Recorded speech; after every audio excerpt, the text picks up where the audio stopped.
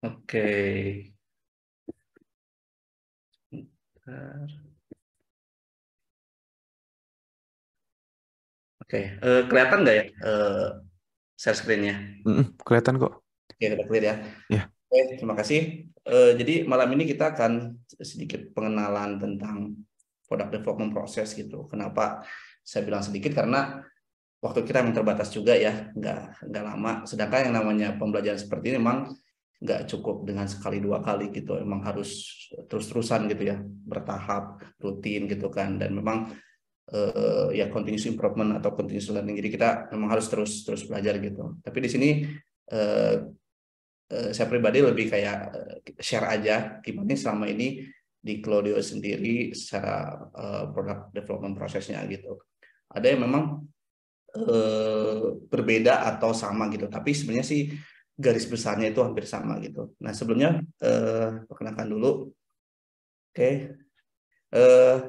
saya Ramdhani, just Ramdhani aja gitu ya. Jadi nggak ada nama belakang, pokoknya nama Ramdhani. Saya mulai berkarir di tahun 2009 dulu sebagai ya staf IT gitu. Tapi lebih banyaknya sampai 2016 bidang saya lebih ke ya ke programming gitu ya. Intinya sih lebih ke IT. Kemudian di 2017 saya lanjutin studi full studi karena saya memang nggak bekerja. Kemudian setelah itu 2018 saya mulai masuk ke Claudio. Nah sebenarnya di Claudio ini waktu saya masuk sih jadi engineering gitu ya, jadi backend developer. Nah cuma waktu itu CEO saya mempercayakan produk Claudio ini ke saya gitu. Dan sekarang ya awalnya sih dari engineering, PM, formal VM, kemudian jadi head product gitu. Jadi kurang lebih sih di Claudio ini udah hampir 4 tahun gitu. Oke, mungkin kita langsung aja ya. Jadi kita mau ngapain sih hari ini gitu ya. Jadi ada 4 poin yang akan saya coba berbagi ya, share gitu. Yang pertama itu apa itu product development, kemudian life cycle dari product development itu sendiri, kemudian apa itu new product development, sama sedikit pengenalan tentang hard framework gitu. Nah, tadi yang sudah saya sampaikan, jangan berekspektasi bahwa apa yang kita pelajarin itu langsung tiba-tiba jadi satu hal yang apa ya banyak dipahami, karena sebenarnya ini panjang banget gitu ya, karena setiap poin itu harus dalam. Jadi misalkan teman-teman setelah acara ini bisa banyak eksplor, bisa ngikutin event-event APRI berikutnya mungkin dengan topik yang lebih spesifik atau lebih mendalam gitu. Oke, oke. Jadi sebenarnya apa itu sih product development gitu ya? Pada dasarnya product development itu adalah rangkaian dari tahapan-tahapan gitu ya, di mana di situ kita mengkonsep, ada desain juga, kita ngembangin sampai kita masarin. Apakah itu barang baru ataupun barang udah ada kita kayak melanjutin. Apakah itu dalam bentuk benda fisik gitu kan, good fisik, ataupun dalam bentuk jasa gitu. Memang di sini kita konteksnya lebih ke service ya atau produk digital gitu. Tetapi sebetulnya product development ini bukan berarti hanya khusus untuk software aja gitu ya, jualan software, tapi terkait produk fisik pun bisa dilakukan. Jadi memang sifatnya common gitu kan, jadi umum. Nah, banyak apa ya beda-beda antar setiap company dalam mendapatkan produk development. Artinya bahwa nggak semuanya itu sama gitu, sama persis gitu kan. Ada yang nyebutin sampai 7 tahapan, ada yang 9, ada yang 6, ada yang 11. Itu beda-beda di perusahaan itu. Kadang ada yang centusin, oh saya pengen 11 nih kayak gini-gini, ada yang lebih detail. Ada yang dia rangkum, dia umum, dia di generalkan gitu. Tapi intinya kurang lebih ya dari konsep, desain, development sama marketing. Sebenarnya itu aja sih, tapi variasi di luar sana itu memang banyak beraneka ragam gitu.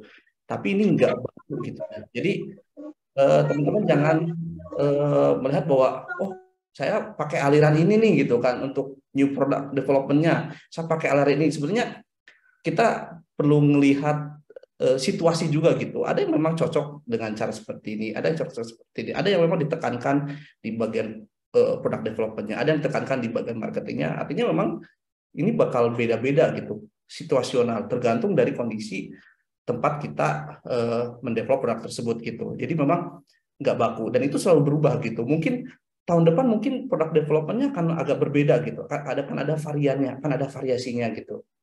Artinya kita akan terus ngikutin zaman gitu kan. Sampai sekarang pun saya belum benar-benar menemukan hal yang baku gitu bahwa product development itu seperti ini gitu. Maksudnya itu bahwa A B C D E gitu. Itu selalu aja ada variasi di company ini ngeluarin bahwa ini loh cara product development kita, ada variasi dan sebagainya. Jadi memang ini akan beda-beda dan akan mengikuti zaman juga, ngikutin situasi. Jadi mungkin yang sekarang ini bakal berbeda dengan tahun depan atau 6 bulan lagi atau kuartal depan. Tapi kurang lebih sebenarnya itu sih konsep desain, development dan marketing gitu. Nah, sebelum kita ke new product development-nya, kita perlu tahu ada yang namanya product life cycle gitu ya. Atau orang nyebutnya PDLC gitu. Jadi yang namanya barang gitu ya, apakah jangankan barang ya, kita sendiri gitu ya, makhluk hidup ya, itu pasti ada life cycle-nya gitu, ada siklus kehidupannya gitu. Ada yang dari lahir gitu kan, kemudian nanti kita tumbuh ke remaja, kemudian maturity ke dewasa hingga kita ke fase tua atau meninggal gitu. Itu hal yang lumrah gitu ya. Jadi pasti siklus produk pun akan seperti itu gitu. Tidak ada produk yang abadi gitu ya, kayak lagu Peter Pan gitu ya, nggak ada yang abadi gitu. Jadi memang akan ada selalu fase decline atau fase ujung atau fase yang memang ya udah stop mati gitu, akan selalu ada gitu. Kita lihat beberapa produk-produk teknologi ya kayak Nokia, BlackBerry gitu ya. Dulu mungkin 2007-2008 nggak ada yang menyangka bahwa Nokia itu bakal kelibas gitu ya sama Android sama iOS. Bahkan BlackBerry pun saking strongnya, tapi memang benar-benar kita nggak ada yang tahu gitu. Ternyata akan ada fasenya gitu. Jadi mau nggak mau itu akan terjadi. Apapun yang akan kita bikin itu akan selalu ada fase decline gitu. Itu masih syukur ya, maksudnya kita ngalamin fase decline. Ada juga yang orang atau company ya baru di fase introduction udah mati duluan atau di growth gitu sebelum maturity. Artinya bahwa memang kita harus persiapkan, kita harus paham betul bahwa ini memang bakal terjadi gitu dari introduction, growth, maturity ke decline. Nah, terus gimana dong nanti kalau misalkan kita pengen menghindari decline? Sebetulnya kita nggak bisa menghindari, tetapi kita bisa berinovasi gitu. Ada company-company lain dia tahu bahwa produknya mungkin sudah mentok gitu ya. Artinya jumlah visitornya udah berkurang, jumlah transaksinya udah berkurang, udah ngalamin fase decline. Nah, biasanya banyak company yang berinovasi, apakah ngembangin terus produk itu, atau biasanya bikin produk yang baru gitu, yang memang dibutuhin, atau mungkin mengakuisisi company lain gitu. Jadi itu yang biasa dilakukan company supaya dia bisa menghidupkan lagi produk-produk barunya gitu. Nah, apa yang kita pelajari hari ini atau kita share itu adalah kita sekarang lagi ada di fase introduction itu ya, di new product. Ketika kita bicara growth, maturity dan decline itu lebih ke existing product atau lebih ke pengembangan. Oke, saya ngambil dari Match, sebetulnya sih hampir sama aja. Jadi apa itu new product development process? Yaitu proses pengembangan produk, tapi memang produknya itu baru gitu, benar-benar dari nol atau dari kosongan lah gitu ya. Nah, ini pun kadang bakal berbeda ketika kita bicara apakah yang mendevelop produk itu adalah suatu company yang established gitu ya, yang sudah punya tim kuat gitu, tim produknya, marketing, atau memang startup baru gitu, karena itu pasti bakal berbeda gitu ya. Startup baru atau yang ya jumlah resource-nya terbatas gitu, CEO-nya sendiri yang jadi product manajernya mungkin 4-5 orang, pasti akan berbeda cara mendevelop produk barunya ketimbang dengan tim yang sudah lengkap gitu. Tim lengkap di sini bisa jadi ada company dia udah punya produk, kemudian dia pengen bikin produk baru dari nol. Itu lebih apa ya namanya, itu lebih enak lah gitu ya, karena sudah punya resource gitu ya, semua timnya udah ada gitu. Tapi yang benar-benar yang bakal ngejar itu yang memang dia tuh tim sendiri gitu ya, atau ya dia belum punya resource, dia sendiri yang melakukan itu. Jadi mulai dari idea sampai produk lain saya bisa sendiri, timnya yang seminimalis mungkin gitu. Tapi oke, itu nggak masalah, bahkan banyak juga hal seperti itu gitu. Tapi yang saya mau tekankan di sini itu adalah product development untuk baru itu tentunya akan berbeda dengan tim yang sudah established, komplit dengan yang sendiri gitu. Jadi itu pasti bakal selalu ada perbedaan. Tapi don't worry, sebetulnya itu sama lah secara prosesnya itu gitu. Tapi memang kadang yang tim sendiri gitu ya, maksudnya itu yang belum ada tim yang komplit gitu ya, bisa jadi dia mengabaikan hal-hal lain karena dianggap bahwa itu udah lebih dari cukup gitu. Itu sebenarnya sih nggak masalah gitu ya, as long memang work gitu. Nah, oke. Fase pertama itu adalah idea generation gitu. Nah, di fase ini fase di mana ide itu muncul gitu. Di Claudio sendiri kita mau ngambil kasusnya ya. Jadi saya sedikit cerita bahwa Claudio itu adalah SaaS omnichannel. Jadi dia itu khusus buat B2B user, small medium enterprise. Jadi orang yang jualan online shop, dia pengen ngelola orderannya itu bisa di Claudio, nanti dia bisa connect ke Shopee, kemudian bisa connect ke Tokopedia, bisa connect ke Shopify, WooCommerce dan sebagainya. Itu, dan kita pun bisa connect ke bukan connect, tapi kita punya accounting juga gitu. Jadi kayak one stop solution lah di situ. Nah, selain Claudio kita pun punya produk lain namanya itu Shipdeo gitu. Shipdeo itu bisa dikatakan ya produk baru di kita, tapi nggak baru sih, maksudnya setelah Claudio ada Shipdeo gitu. Ketika kita di fase idea gitu ya, di situ tuh idea itu pasti banyak gitu ya. Apakah itu dari PM-nya sendiri, apakah dari CEO-nya sendiri, dari customer, dari pegawai, itu di mana-mana. Itu idenya bisa banyak lah. Kita anggap itu sebagai idea pool ya, kayak kolam ide gitu ya. Di sana semua ide.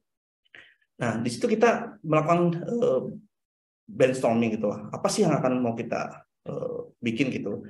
Ya kita anggap sebagai fase product discovery juga gitu ya. Kita melihat problem user, kita lihat apa sih yang user perlukan, atau jangan ada namanya false user need. Jadi sebenarnya nggak butuh amat juga gitu. Di situ kita melakukan screening juga, kita pilih-pilih. Nah, dulu waktu kita bikin Shipdeo, jadi Shipdeo ini adalah kita menyebutnya 3PL aggregator. Jadi semua kurir itu ada di Shipdeo gitu. Jadi idenya itu adalah saya punya web commerce gitu. Saya pengen connect ke banyak kurir ketimbang dia connect ke satu-satu ya, ke ekspedisi kayak JNE, JNT, Ninja, Si Cepat. Better dia connect ke Shipdeo dan dia bisa dapatkan seluruh manfaat kurir yang ada di Shipdeo gitu. Idenya seperti itu.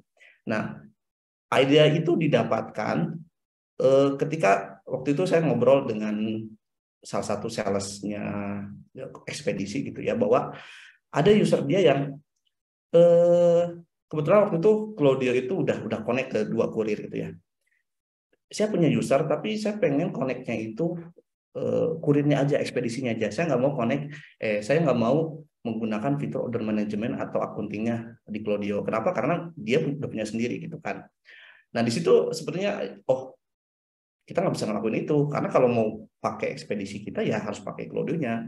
Sedangkan kebutuhan customer yang nggak mau seperti itu gitu. Itu ibaratnya kayak kita punya tank baja gitu ya, tank baja, tapi user ya butuhnya nggak muluk-muluk lah gitu, Avanza lah gitu atau Xenia gitu.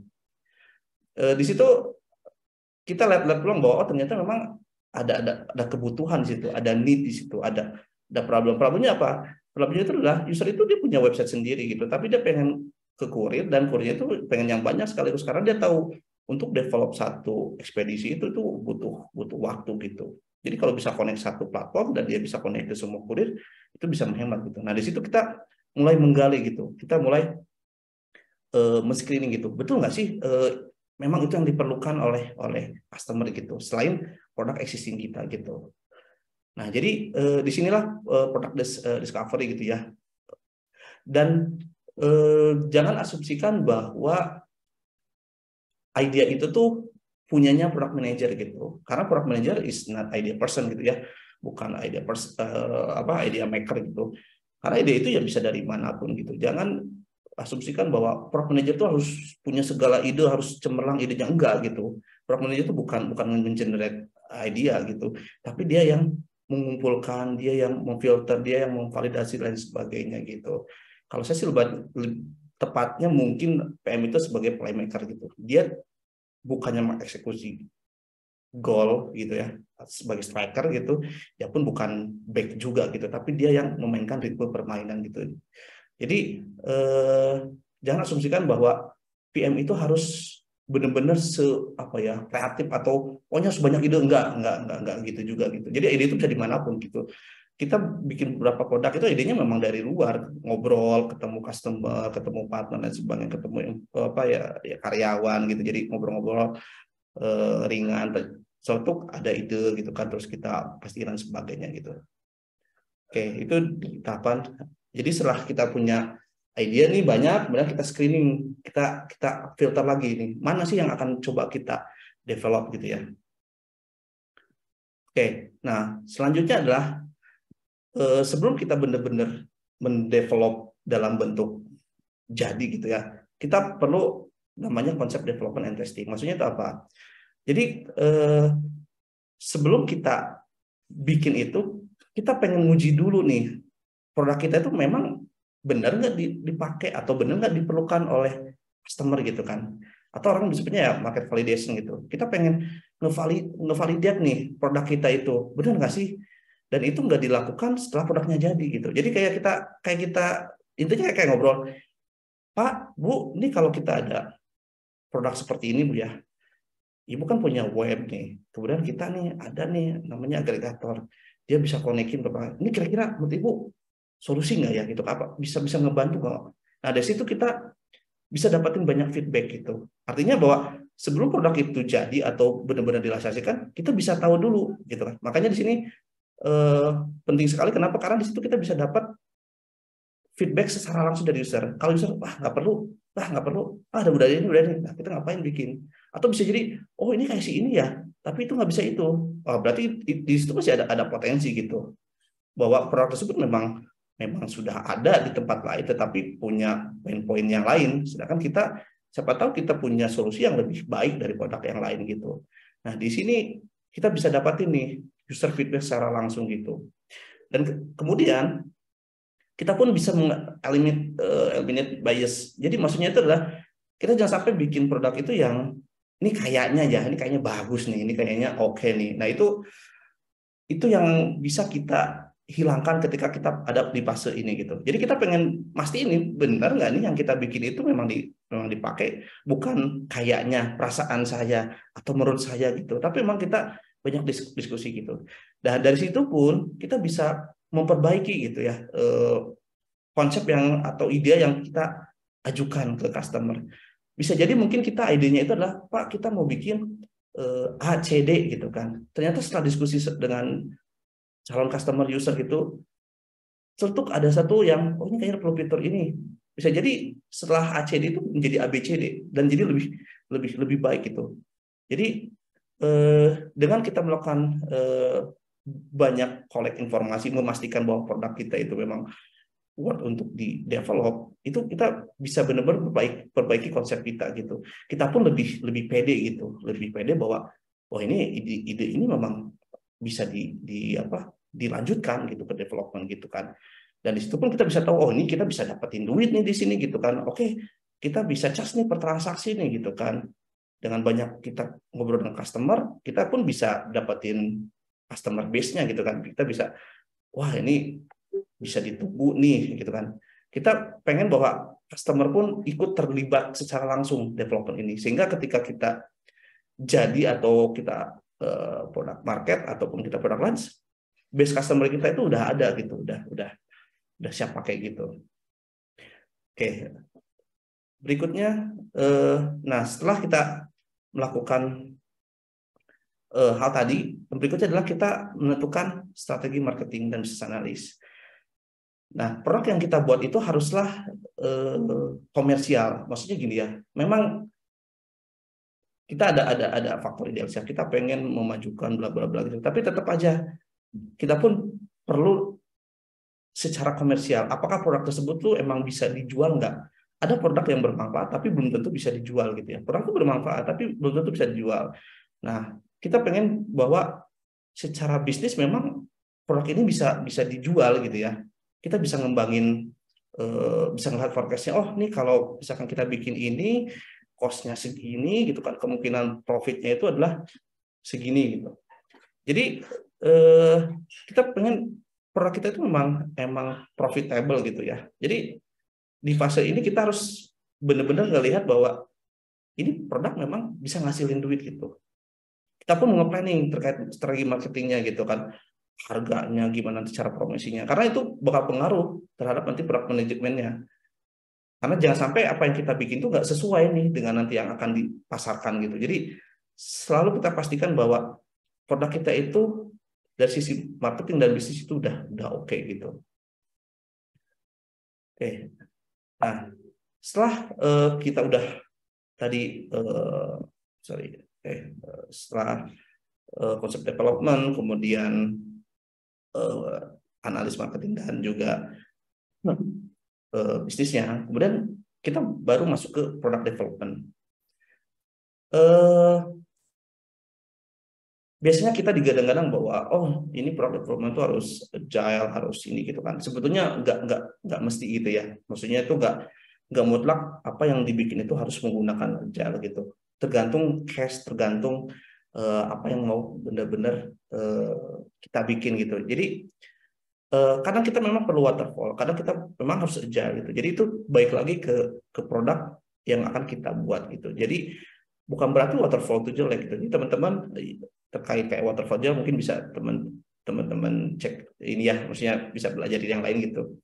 Intinya sih agile itu orang bilangnya ya lincah, orang bisa ketika ada perubahan itu cepat, sedangkan waterfall itu terstruktur gitu kan, sifatnya itu udah ter antara cost dan timeline itu udah diatur, sedangkan kalau agile itu lebih banyak ketidakpastian gitu. Itu aja sih simpelnya gitu. Nah, tapi ketika kita bikin produk gitu kan, ketika kita ingin mengubah produk konsep menjadi suatu produk walaupun katakanlah minimum viable produk, produk yang seminim mungkin gitu ya. Itu bisa dilakukan dengan berbagai cara gitu. Di sini kita ada sekarang sebenarnya banyak sih, cuman di Claude sendiri kita lebih banyak ke Scrum Kanban. Extreme programming kita pernah ngelakuin, tapi lebih banyak ke Scrum dan Kanban. Scrum, Kanban, dan Extreme Programming itu punya karakteristik masing-masing dan itu dipakai tergantung situasi kondisi gitu kan. Nggak berarti bahwa Scrum itu lebih superior daripada Kanban atau Extreme Programming. Kadang dalam kondisi seperti ini kita mending pakai Kanban. Jadi selalu bijak menggunakan tools gitu, karena tools itu nggak ada silver bullet gitu ya, nggak ada yang benar-benar kojo lah kalau istilahnya itu, saya nggak tahu ya, kojo itu kayak jagonya gitu, enggak sih sebetulnya. Jadi memang kita harus lihat situasi gitu, lihat sisi company-nya juga gitu kan, gimana kita ngerjain gitu. Nah, tapi intinya adalah di product development ini adalah kita ubah atau produk konsep-konsep yang tadi udah bawa ya dari idea sampai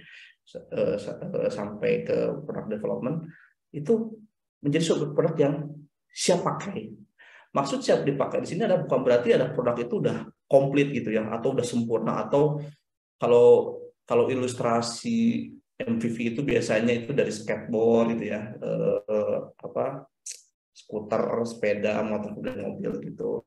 Itu maksudnya adalah kita itu pengen bikin satu hal yang bisa langsung dipakai gitu, langsung dicoba, walaupun mungkin setelah dicoba sama user banyak komplainnya gitu, aduh ini apaan sih gini-gini, tapi kita pengen lihat ada nilainya nggak, ada sesuatu kebermanfaatannya nggak.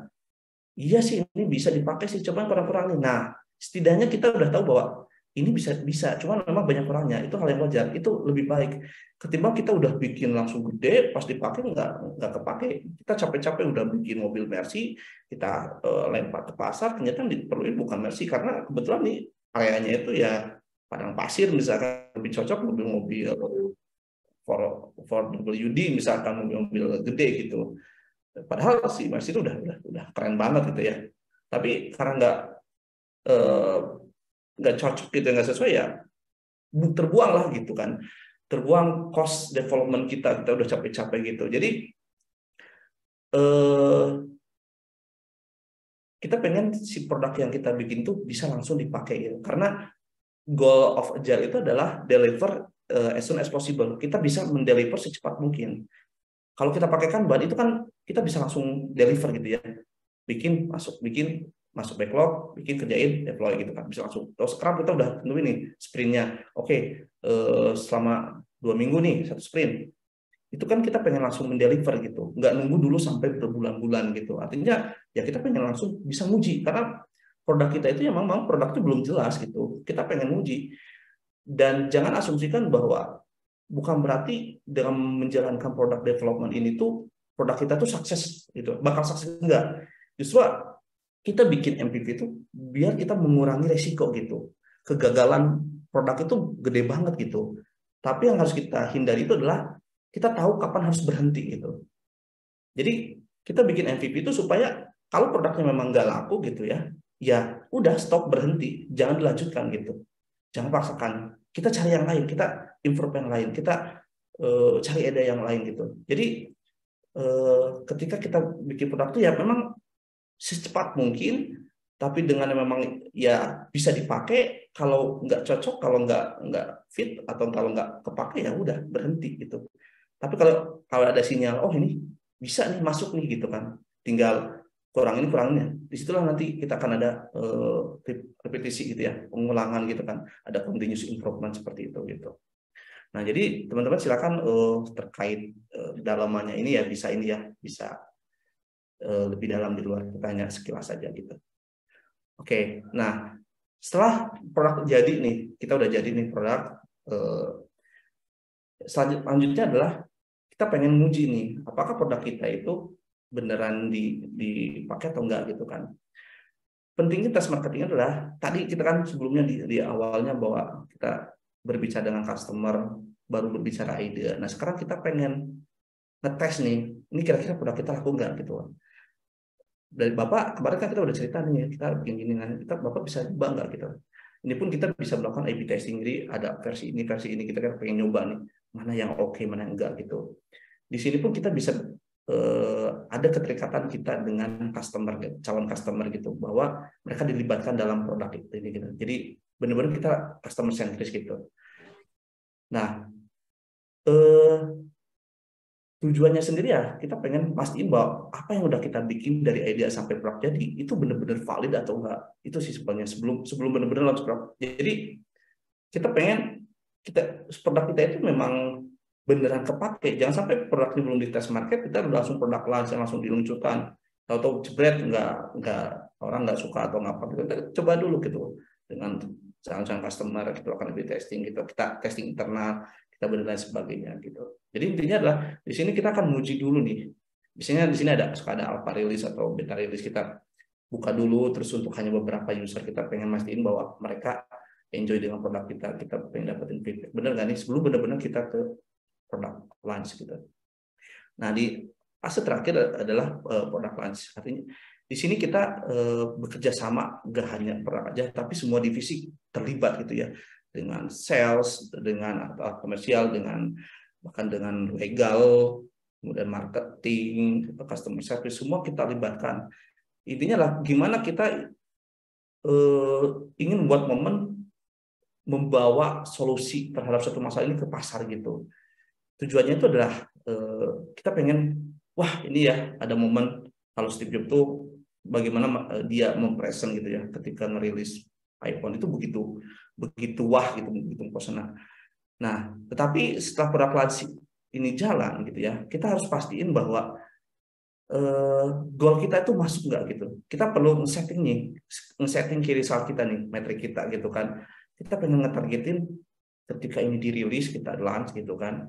Itu misalkan kita pengen dapetin katakan 1000 register dengan 500 active user misalkan, atau 500 MAU gitu. Kita pengen nge-track, atau ibaratnya ya kita pengen tahu gimana mereka selama penggunaan produk kita gitu, sehingga kita bisa pelajari dan kita bisa perbaiki, kita bisa improve gitu. Apa sih yang kurang, apa yang perlu kita tingkatkan, apa fitur apa. Nah, disitulah kita lanjut. Nah, setelah itu berlanjut, maka barulah kita akan masuk ke fase growth gitu. Jadi fase tadi memang fase new product itu. Nah, di fase ini di introduction yang dari awal sampai product launch adalah kemungkinan produk mati di introduction itu banyak sekali gitu ya. Jadi yang tadi saya sudah singgung bahwa tidak semua produk itu mengalami fase sampai decline. Bisa jadi mungkin di awal itu udah mati duluan gitu, karena setelah di launch ya nggak fit, nggak ini gitu. Tapi ketika ternyata antusias respon dari customer itu tinggi, maka kita bisa maju ke langkah berikutnya, yaitu ke fase growth, di mana di situ orang udah aware dengan produk kita, udah pakai, udah berani bayar juga gitu. Kita pun udah improve banyak fitur lain sebagainya, terus berkembang gitu kan, antara fitur yang kita kembangkan dengan usernya terus-terusan gitu ya. Jadi bahkan mungkin setelah fase itu mungkin company atau produknya menerapkan PLG atau product led growth, atau mungkin lebih cocok sesuai growth, itu tergantung strategi company gitu. Ketika mengembangkan, artinya bahwa di situ akan ada fase selanjutnya gitu.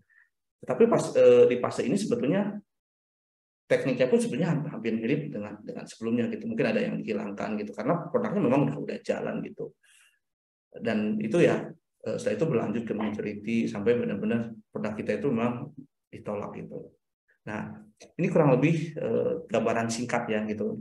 Karena memang kalau bicara detail ya teman-teman bisa banyak belajar di luar juga gitu ya terkait detailnya, atau ikuti terus mungkin di APRI untuk detailnya.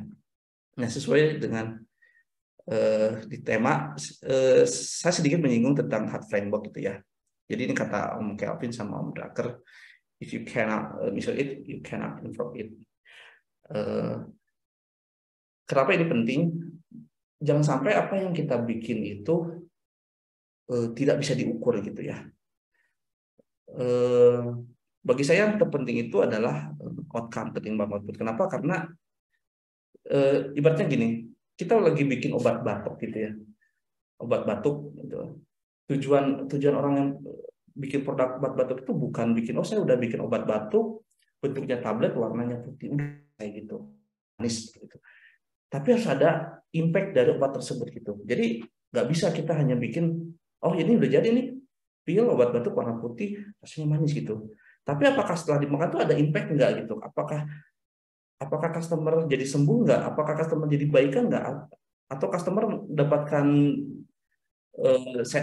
impact misalkan jadi ya sering ngantuk dan sebagainya. Nah, itu yang perlu kita ukur. Jadi kita pengen apa yang kita bikin itu tuh ada impact-nya, dan impact-nya itu harus bisa terukur gitu. Jadi nggak cukup oh ya udah gitu, udah jadi gitu. Nah, kita tetap perlu harus mengukur.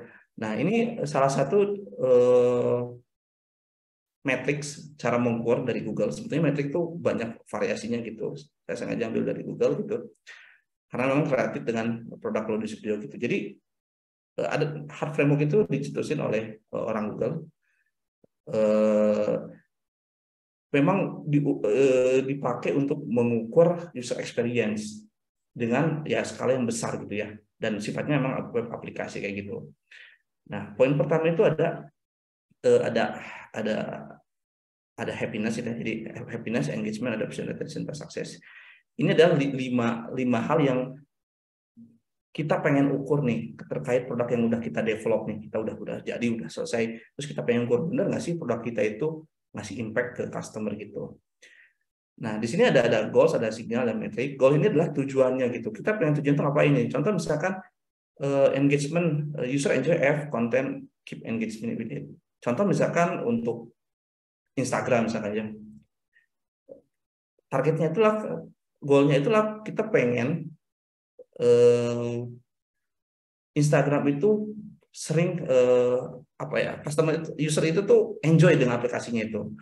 Nah, itu bisa terlihat dengan seberapa banyak waktu yang dihabiskan oleh customer. Apakah dia sering banget ngebuka Instagram, scrolling, posting sebagainya gitu kan. Jadi signal di sini itu adalah behavior atau tanda-tanda atau ciri-ciri atau hal-hal yang terjadi, apakah itu udah ke arah sana atau belum gitu. Jadi tujuannya tuh goalsnya itu adalah kita pengen customer kita enjoy dengan Instagram di bagian scrollingnya gitu kan, itu ditandai dengan banyaknya waktu yang dihabiskan di aplikasi tersebut gitu. Lalu metriknya apa? Ya kita ukur nih, seberapa lama nih rata-rata nih habisnya gitu kan. Seberapa banyak posting, seberapa banyak yang DM dan sebagainya gitu.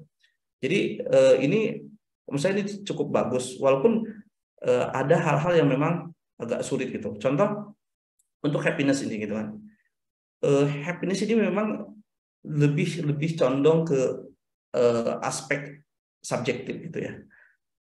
Contohnya gini, goalnya itu adalah kita pengen aplikasi kita itu membantu gitu ya, bisa bisa bisa menolong orang-orang lah atau easy to use gitu kan. Nah, ketika user tersebut misalkan lagi moodnya lagi jelek gitu kan, bisa jadi dia ngasih rating 1 gitu ya, karena nah itu hal yang memang agak sulit gitu ya. Maksudnya itu karena emang ini diukur dari survei, kita ngirim eh, pakai net promoter score NPS gitu kan, ngasih number of 5-star review. Jadi kalau karena ada gini ya, case di Sipdeo itu aplikasi kita nggak masalah, tapi ada masalah terkait masalah pencarian gitu. Maka dia ngasih review bintang 1. Ini kenapa nih pencariannya lama dan sebagainya, padahal bukan sisi produk itu, tapi sisi hal yang lain. Cuman karena terkait dengan produk ya jadi kena juga gitu. Nah, tetapi seperti kayak engagement, adoption, retention, success itu bisa diukur eh, dengan tools ya seperti mix panel, amplitude gitu ya. Tools yang memang bisa mengukur gitu. Atau sebenarnya kayak Google Analytics pun yang sekarang pun udah bisa juga melakukan hal seperti ini gitu. Nah, mungkin karena waktunya udah segini juga gitu ya, dan ini memang pengenalan juga gitu. Artinya di sini hanya overview aja. Jadi teman-teman silakan bisa lebih mendalami lagi gitu ya terkait ini gitu. Terakhir mungkin, jadi kalau teman-teman atau apakah udah pernah nonton ini, ada film namanya Padman gitu ya. Padman ini film dari India. Nonton ini tuh banyak hal yang bisa dipelajari gitu ya. Jadi ceritanya itu Padman ini tuh dia tuh punya masalah dengan istrinya itu, eh, kalau kebiasaan India itu suka di ini ya, disingkirin, bukan singkirin ya, kayak dipindahkan ke tempat lain kalau seorang perempuan atau istri itu kena haid gitu, karena ya kotor lain sebagainya gitu. Terus kalau mau beli pembalut itu mahal untuk di sana gitu. Jadi Spiderman itu dia empati terhadap istrinya gitu kan. Terus kemudian dari situ dia mulai membuat produk yang lebih lebih lebih oke gitu dari yang existing gitu. Nah, untuk detailnya ya teman-teman silakan nonton sendiri aja ya. Nggak perlu saya dijelaskan. Tapi di sini ini banyak sekali pembelajaran terkait product development, gimana cara dapetin customer user feedback gitu kan, kemudian eat your on food gitu ya. Jadi coba dulu produknya sendiri, terus gimana cara masarakannya, terus ngasih impact. Dan ini luar biasa nih. Maksudnya teman-teman bagi yang lagi belajar di product management bisa banyak hal di film ini nih. Oke, itu aja sekian yang bisa saya share. Mungkin sekarang kalau ada pertanyaan, saya kembali lagi ke Kak Patrick.